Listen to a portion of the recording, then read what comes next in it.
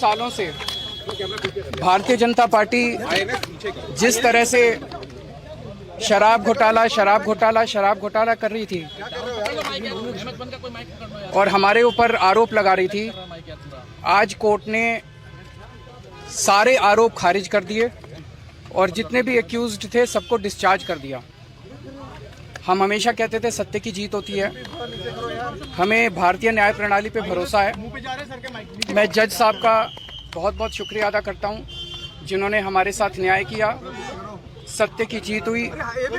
मैं हमेशा कहता था कि भगवान हमारे साथ है। मोदी जी ने और अमित शाह जी ने मिल के आजाद भारत का सबसे बड़ा राजनीतिक षड्यंत्र रचा। आम आदमी पार्टी को खत्म करने के लिए आम आदमी पार्टी के सबसे बड़े 5 नेताओं को जेल में डाल दिया गया। यहां तक कि सिटिंग चीफ मिनिस्टर, जो आज तक भारत के इतिहास में कभी नहीं हुआ, सिटिंग चीफ मिनिस्टर को उसके घर से घसीटकर जेल में डाला गया और 6 महीने तक जेल में रखा गया। हमारे उप मुख्यमंत्री मनीष सिसोदिया जी, उनको लगभग 2 साल तक जेल में रखा गया। पूरा का पूरा फर्जी केस था। हमारे ऊपर कीचड़ फेंका गया। 24 घंटे टीवी चैनलों के ऊपर डिबेट चलते थे, खबरें दिखाई जाती थी, केजरीवाल भ्रष्ट है, केजरीवाल भ्रष्ट है।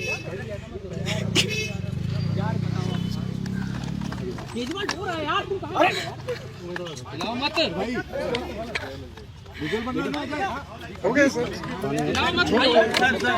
संभालिए सर, अपने आप संभालिए सर, हिम्मत सर, लाओ मत भाई।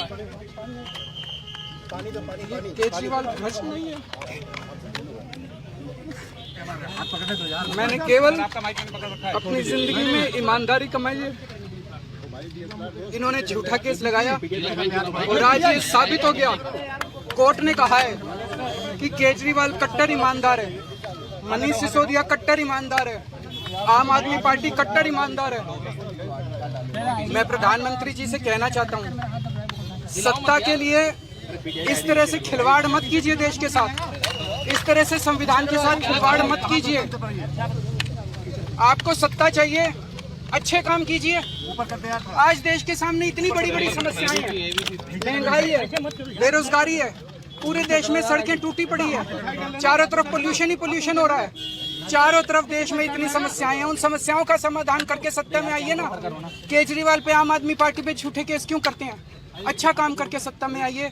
इस तरह के झूठे केस करना और 24 घंटे विरोधियों के, विपक्षियों के खिलाफ ऊट पटांग की केस करना, उनको जेल में डालना, ये एक प्रधानमंत्री को शोभा नहीं देता। इससे देश आगे नहीं बढ़ेगा। देश आगे तब बढ़ेगा जब जनता की समस्याओं का समाधान किया जाए।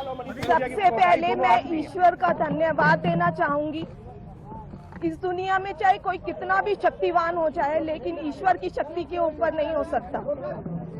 मैं जज साहब का भी धन्यवाद देना चाहूंगी जिन्होंने इतनी हिम्मत दिखाई।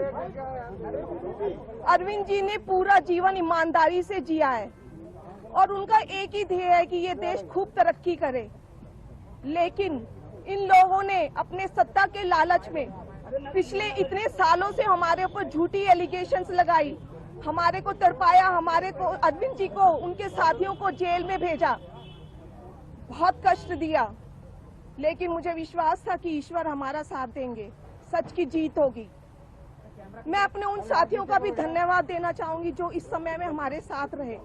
सबका बहुत बहुत धन्यवाद, शुक्रिया। सुनीता जी, आरोप ये लगा था कि भ्रष्टाचार का मामला है और पूरा चुनाव उसी मुद्दे पर लड़ा गया था और सिटिंग मुख्यमंत्री थे जब उनको जेल भेजा गया। आप लोग ही न्याय दीजिए, बताइए कि किसका भ्रष्टाचार था, सत्ता के लालच का भ्रष्टाचार था या